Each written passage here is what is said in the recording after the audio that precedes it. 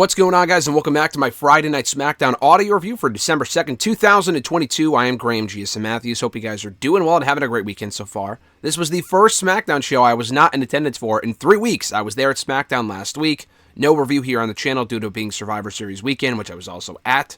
I was at SmackDown 2 weeks ago as well in Hartford, and the week before that I was not there, so I'm glad to have not been at SmackDown for the first time in a while. It was nice to actually watch the show from home and enjoy the show. I thought it was a good show overall. Coming out of Survivor Series, they clearly have a lot of time to kill before the Royal Rumble in late January. So it becomes a question, how do they kill said time? It looks like they're headed towards Roman Reigns and Kevin Owens for the championship at the Royal Rumble, based on what we saw on Raw this week. I was kind of thinking, because they announced Sami Zayn versus Sheamus for this show earlier in the day, I'm thinking maybe they have Sheamus included as well. They still could. It's still very possible. And I'll get to Sheamus's route later on. I'm thinking maybe Sheamus gets included. He also earns an opportunity. It becomes a triple threat. We really haven't seen Roman in a lot of multi-man matches since he became champion. I can think of maybe 2. He won the match in a triple threat back at Payback 2020 when he pinned, I think he pinned Strowman in that triple threat with Wyatt as well when he was the Fiend.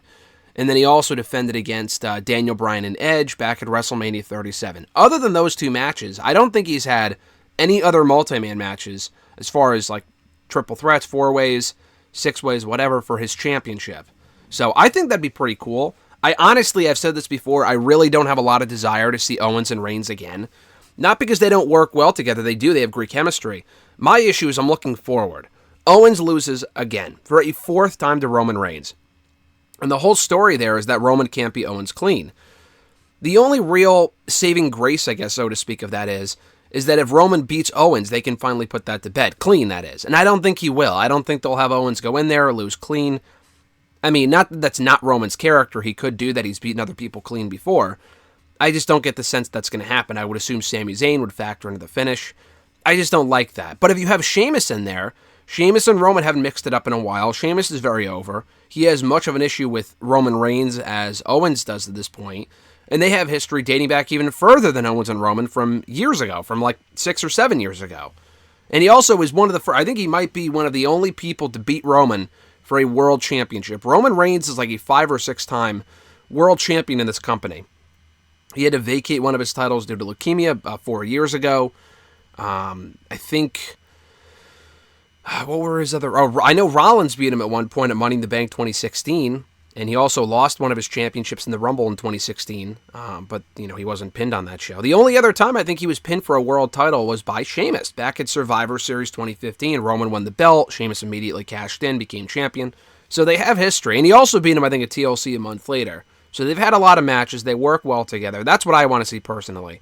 Based on what I saw on this show, Sheamus losing to Sami Zayn, and then what they announced for next week, I don't think they're going in that direction. My greater point is they have to kill time somehow. They have the rest of the month. From looking at the live event schedule, I think the December 23rd show will be taped in Chicago. The December 30th show, I don't know what's going on with that. Maybe that is live, I'm not sure. I think for a fact, I think the December 23rd show, I tried to find it on their ticket, category on their website. I didn't see anything. So I think they're probably a lot like they did last year. They were in Chicago on December 17th. I remember that because I remember going back and watching it. I didn't watch that show live. I was seeing fucking Spider-Man that day. And they filmed that episode, I think that same night. They pulled double duty, so they weren't filming a couple days. That fell on Christmas Eve. That was a little bit different. They could do a show on the 23rd live if they wanted to. I don't think they want to have the superstars fly out on Christmas Eve the next day. So they're probably not doing a live show that day. I would assume the same is the case for the 30th, and they'll probably film it either a few days earlier. I don't think they're going to tape 3 episodes in one night. They'll probably be back to being live on January 6th, if I had to take a guess. But hopefully that show's not in Washington, D.C. But yeah, so they have to fill the time somehow. They're attempting to do that. I will mention this right now before I forget. These 2 promos that did not happen in the ring, they weren't matches, they weren't segments. Bray Wyatt cut another promo. We also heard from Uncle Howdy later on in the show as well. Honestly, I'll say this, saying a whole lot of nothing. I like the Bray Wyatt stuff a lot so far. I don't know if I'm in the minority on that front, but I've enjoyed a lot of the Bray Wyatt stuff so far. They're telling a story. But I am getting to the point, as I tweeted last night, where they kind of have to reach that next step of the storyline. I think it's a nice, it's a nice development that he's feuding with LA Knight. My problem is, are you really going to wait till the Royal Rumble to do that match? I saw that rumor that they might do the match, not that match necessarily, but there were talks of like some match stipulation that was rumored, or like fucking they filed something for a trademark for that show, a copyright, whatever, for the Rumble, like a Lights Out match. It wasn't called Lights Out. It was something along those lines though. It was like Night match or something. I don't know. That could indicate that we're getting Wyatt and Knight on that show in some sort of cinematic match.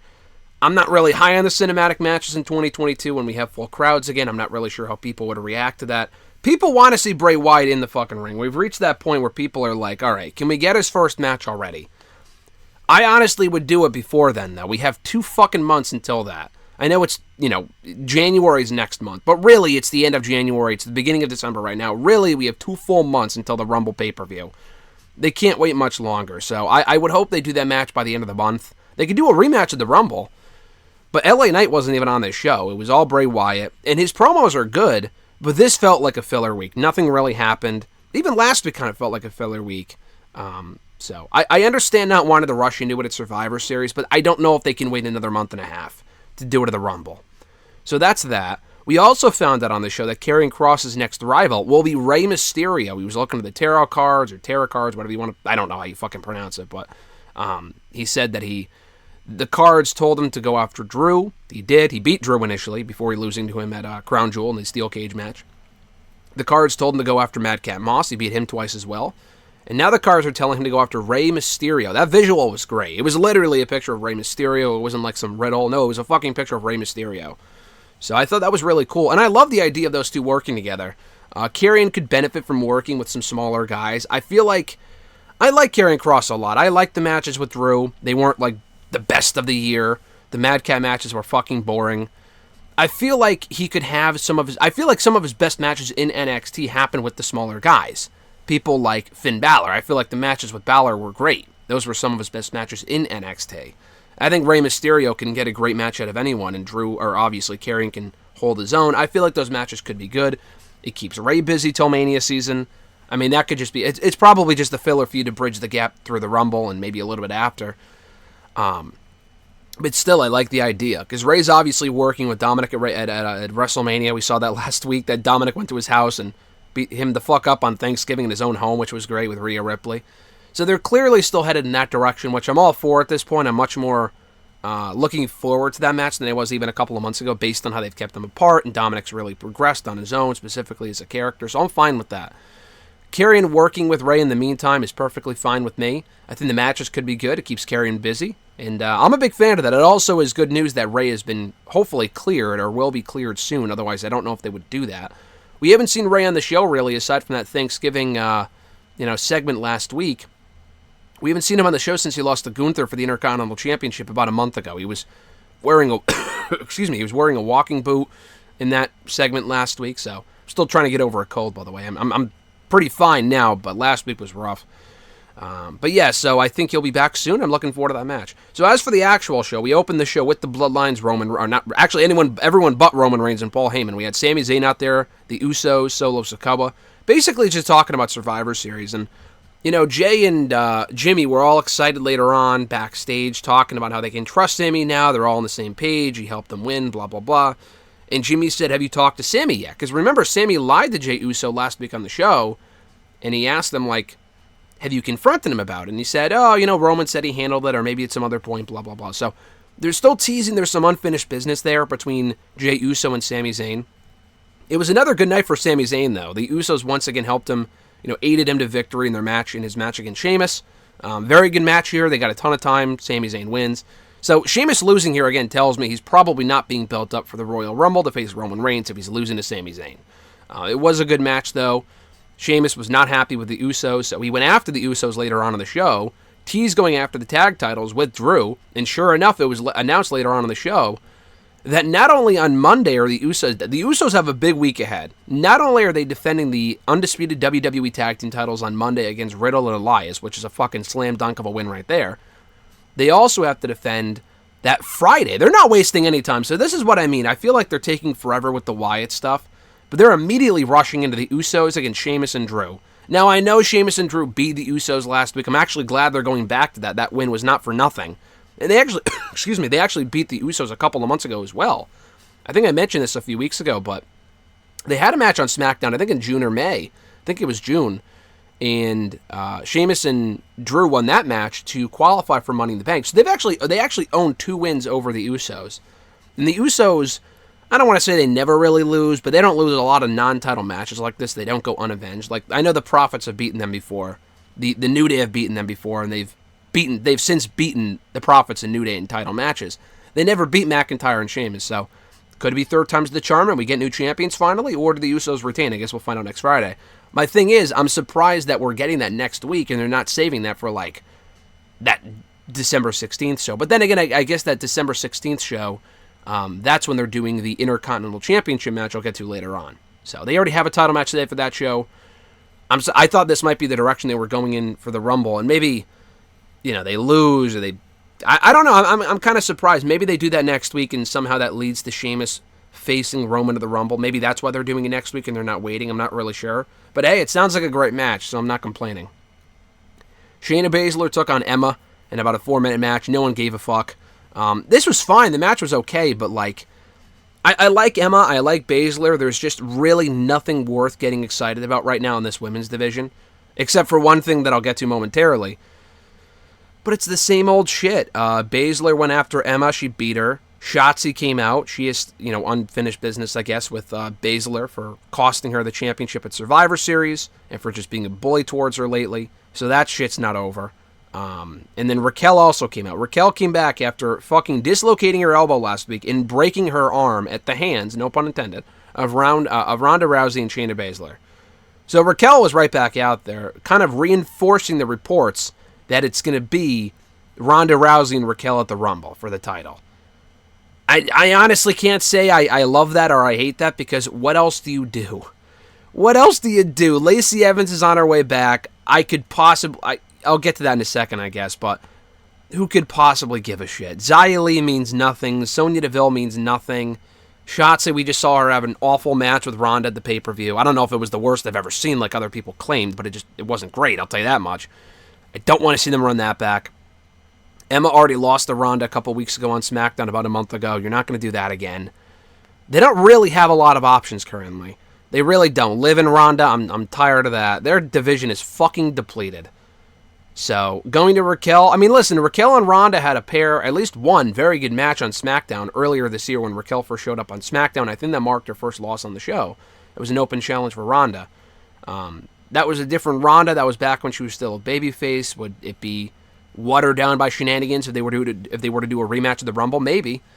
The fact that she fucking broke her arm in storyline and she was right back out here and Shayna walked away was ridiculous. I know there were 3 women, so it wasn't just Raquel, but the idea that she would break her arm and would be back in the next couple of weeks, I guess she might be on the show but not wrestling, is just, to me, just completely stupid.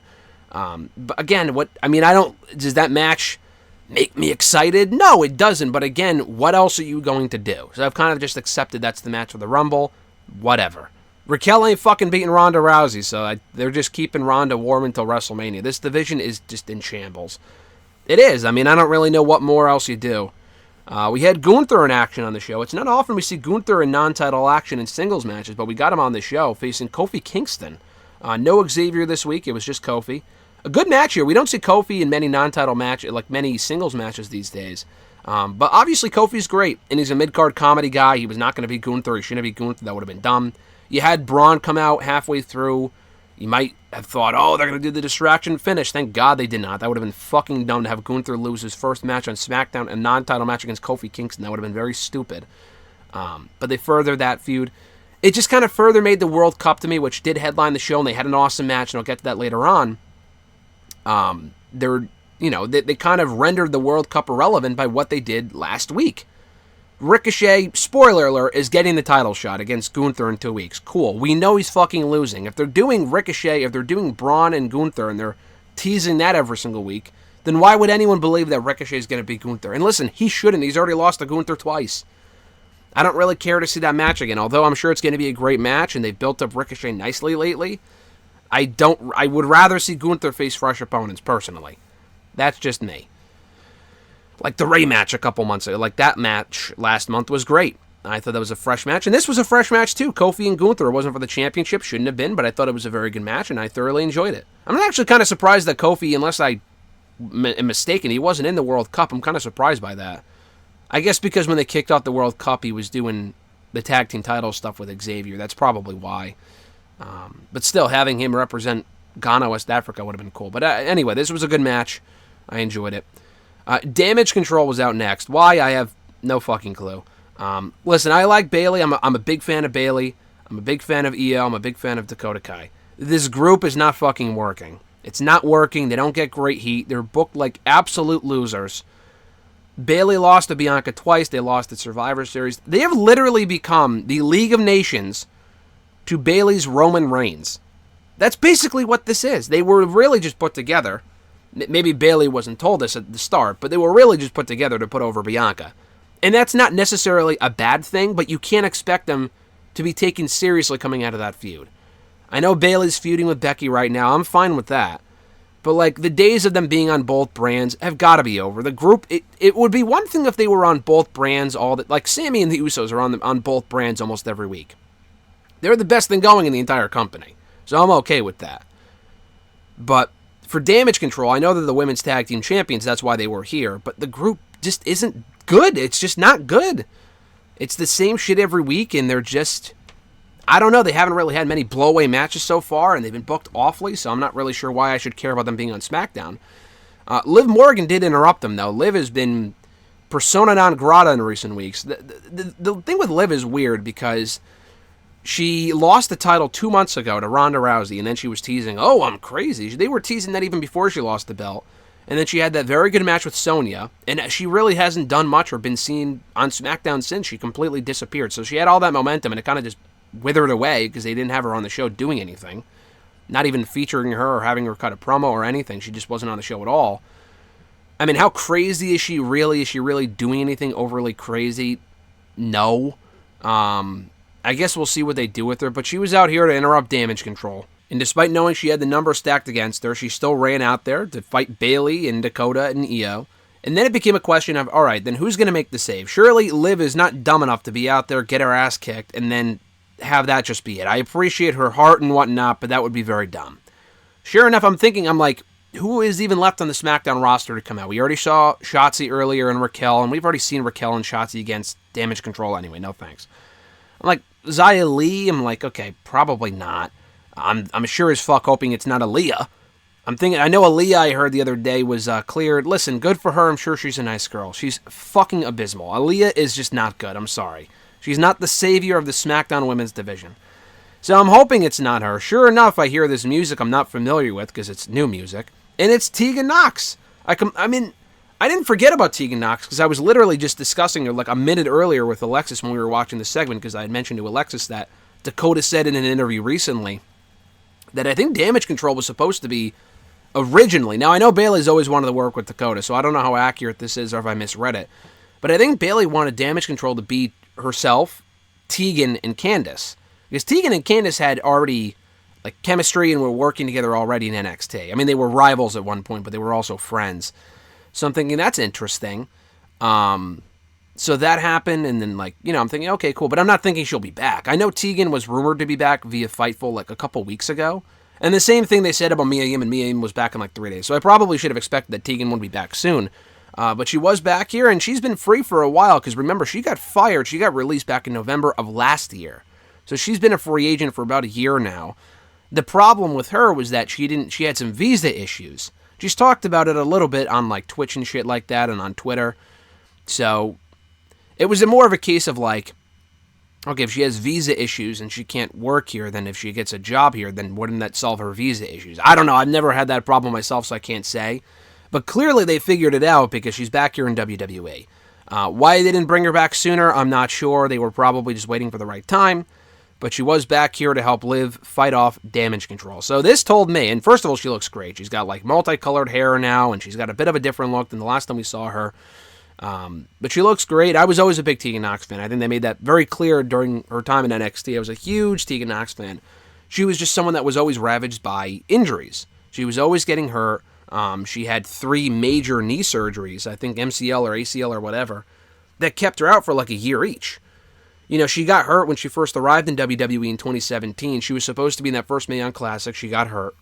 She comes back in 2018. She was in that second one, and she was probably going to win the whole thing, reportedly. And then she got hurt during the tournament in that match with Rhea Ripley.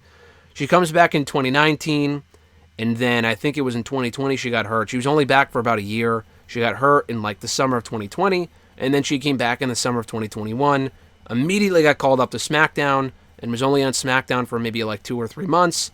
Got drafted, I think, to Raw. Did she get drafted? Yeah, she got drafted to Raw, and she got fired before she could even debut. So she's had a rough go at it. She is very talented. I hope that she can stay healthy, because I think with a proper opportunity, she could do well. She didn't get a great reaction. She got a decent reaction. Some of it might have been piped in. Who knows? Doesn't even really matter. I mean, of course these people aren't going to know who she is. She spent a cup of coffee on the main roster, and even in NXT she was always fucking hurt. So of course no one's going to remember her in fucking Buffalo. The crowd was tough all night, so I'm not really shocked. But personally, I'm very happy to see her back. I think it's a nice addition to the SmackDown women's division. They got Emma recently. They got Tegan Nox. That's a good boost. Will it save the division? No, it's all about the creative at the end of the day. Case in point, I mean, I'm glad Tegan's back, but we're also getting Lacey Evans back soon as well. Honestly, she hasn't really been gone long enough for anyone to really notice. But I remember that the last time she was on the show, maybe when they had their last multi-women's, like, #1 contenders match or whatever, she lost. And then she did this exclusive video for .com, their YouTube channel, whatever, where she teased the change, going back to her roots. And I'm thinking she's going back to being the sassy Southern Belle, which, listen, I'm probably in the minority here. I actually liked that gimmick. I thought she played that role very well. But I kind of figured they wouldn't go back to it. A lot of people fucking hate that character. That's not going to get her... It's probably more of a step backward than it is a step forward. This whole, like, they showed the vignette here of her training it with the Marine people, because obviously she has Marine history. Like, she went all over then her fucking vignettes earlier this year. The vignette was well done. A couple issues here, though. One of them being, how different is Lacey Evans from the last time we saw her? She was literally doing the fucking Marine shit the last time we saw her on the show. She was dressing in the Marine getup. She had the camo on. She was talking all about the Marines when she came back 6 months ago, the last time rather. So, I mean, I'm not really sure. It's not like she's doing a vastly different character.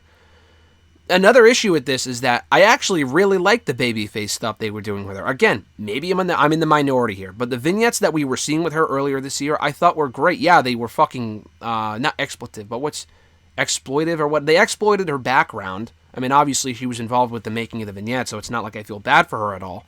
As far as like, oh, they used their background and then they fucking turned her heel as a result or whatever. I mean, if she went along with it and she was okay with it, then who gives a shit? But I thought that was kind of stupid because they built up all this sympathy for her, and then they just turned her heel. I mean, apparently that was the plan from the get-go with Vince. And I thought that was really stupid, too. That to me, was probably the last chance of me giving a shit about Lacey Evans. Because it's not as if she's like this great in-ring talent that can overcome these bad characters and pushes. She's really not that overly special in the ring. I think she's more of a character wrestler, and I like the sassy Southern Belle stuff. The problem is that she has been stopped and start with the pushes so fucking often in the last 3 or 4 years, I've gotten to a point where I just don't care. They can give her a vastly different character, go back to the sassy Southern Belle stuff, give her this shit. It doesn't really matter. Face or heel, it doesn't even matter at this point. She's been both so frequently and has been like a shade of gray, and like they've never really committed to her. Am I willing to give it somewhat of a shot because Triple H is in charge now and he wasn't in charge before? Sure. But she's a prime example of a woman who they've tried with so many times before, and not really through her own fault. I don't think it's Lacey Evans' fault, but the booking has really fucking killed her. I think, honestly, Ali's in a similar boat, too, where he's been on the main roster long enough, a lot like Lacey Evans, where she's come and gone. You know, sometimes absence makes the heart grow fonder, and she was gone for a good year, and then she came back, and I thought that was a good reset point for her as a babyface, and they completely fucked that up, too. They completely dropped the ball on it. But turning from face to heel to face, all the failed pushes, I just don't care anymore. She had that whole Becky Lynch feud that people weren't really into when she first showed up, and the matches weren't great, but it was, you know, they thrusted her right into the title picture from the get-go. She did nothing after that. I think she feuded with Natalya for a few months, who gives a shit. She turned face on SmackDown. I like that. She lost. She failed to beat Bayley for the title. Again, went on to do nothing. Turned heel. That accomplished nothing. She was heel again. That didn't really do anything. The Charlotte feud was fucking terrible. And then she got pregnant, came back, turned face. They botched that. So it's gotten to a point where I really just don't give a shit. I just don't care. I really just don't care. So they can try when she comes back. Honestly, as other people have said, I would rather see them put that same effort into someone like Xia Li, who's still a fresh face. They completely fucked her up, but I think she's talented enough. I mean, not that Lacey isn't talented, but they haven't really tried with Xia Li yet. They tried with Lacey, and it didn't work. It's time to move on. Her role is just putting other people over at this point. Lacey Evans does not get me interested or excited for anything she's involved in at this point. Maybe it's only me. I know I'm not the only one, but maybe we're the minority. Maybe there's a lot of other Lacey Evans fans out there that will make this push worthwhile, and it'll get over. I don't see it getting over. She's one of those people that people will see and like, oh, I just don't care. They were just conditioned to not care, regardless of what they do with her now. Time will tell. We'll see if the push works out. I would love to see it. I would love to be wrong. But I'm not getting a good feeling about this upcoming push for Lacey Evans. We get to the main event, Ricochet, Santos Escobar in the finals of the SmackDown World Cup. The winner becomes the #1 contender to the Intercontinental Championship in 2 weeks on SmackDown. I spoiled it earlier, but Ricochet did win this thing. Great match here. The crowd came alive about halfway through. These two worked really well together. They have history from Lucha Underground, which I loved that Santos acknowledged that on Twitter earlier in the day. Fucking great. This was basically King Cuerno versus Prince Puma. God, I missed that show. But this was really good stuff. They showed up. They showed out. The crowd got into the action. And Ricochet won in the end. So I was not a fan of the finish. I mean, he did win clean. So the whole story of the tournament is that Santos needed interference to win his first 2 matches and then lost to Ricochet because he did not have the outside interference. I don't love that. I think Santos should probably win more matches clean. I know he's a heel. I get it. It's getting him heat, whatever. But either way, this isn't like worst case scenario. Because Ricochet and Gunther could be really, really good. But going back to what I said earlier, we've already seen Ricochet face Gunther. Gunther beat Ricochet for the championship in the first place. And then they had a rematch a week or 2 later, and he beat him then too. So Ricochet, he's done better under Triple H than he was under Vince. I know under Vince he won the Intercontinental Championship, but his reign was completely fucking forgettable. Didn't even defend the fucking thing at WrestleMania, I don't think. But he's actually done better under Triple H. He's won more matches. He had that cool little run in NXT for a brief while. He's had a lot of fun matches with Ali and Strowman last week and whatever. So he's done well for himself. I don't know. I think the match will be good, but to me it's just kind of pointless. I know Escobar is a heel versus heel match, but I'd rather see that than Ricochet again, personally. Really, realistically, they should have just had Strowman win the whole thing. If we're headed towards Strowman and Gunther anyway, why not just have him win the World Cup? There's no need to make it more convoluted than it needed to be. Plus, Strowman just lost his first match since being back. I mean, I don't think that was very smart either. They could have kept him undefeated till Gunther beat him. That would have made more sense, personally, but whatever. Unless they put the belt back on Ricochet, which I think would be very fucking dumb. I don't really think there's any real reason for that. I like Ricochet, but he has his role. He can look great in defeat. He doesn't need to be Intercontinental Champion again, at least not right now. But we'll see. They're doing the match in 2 weeks. I'm looking forward to that. It's a nice attraction for that show. Overall, I like SmackDown this week. It was not a great show, but between the good opener, the Bloodline progression, the great main event, and the Tegan Nox return, there was enough on this show to make it worthwhile. Baszler and Emma was what it was. Gunther and Kofi had a fun match. The Wyatt stuff is treading water. They got to move on with that right now. And Karrion and Ray, I actually like that as a potential feud as well. So again, good stuff from SmackDown this week. We're going to have SmackDown next week headlined by a tag team title match, as I mentioned earlier.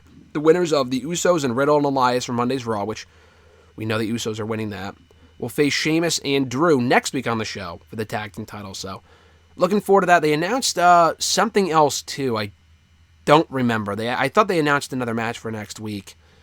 I'm trying to think. Who else was not on this show that they set up? I don't remember. But I thought they set up another match for next week's show. I'm pretty sure they did. I just don't remember. But either way, good stuff here. We'll talk about SmackDown next week here on the channel. But thank you for checking out my review. I appreciate it. Be sure to like the video, drop a comment, and share the video for more daily videos, more daily content. I apologize for sounding under the weather. I have not been feeling great this past week, but I'm on the back end of it, so I should be 100% back by next week. I look forward to that. And thank you guys as always for your support. I appreciate it. Have a great rest of the month of December, the best month out of the year in my opinion. Enjoy it. I'm Graham G. Matthews, and I'll catch your ass down the road.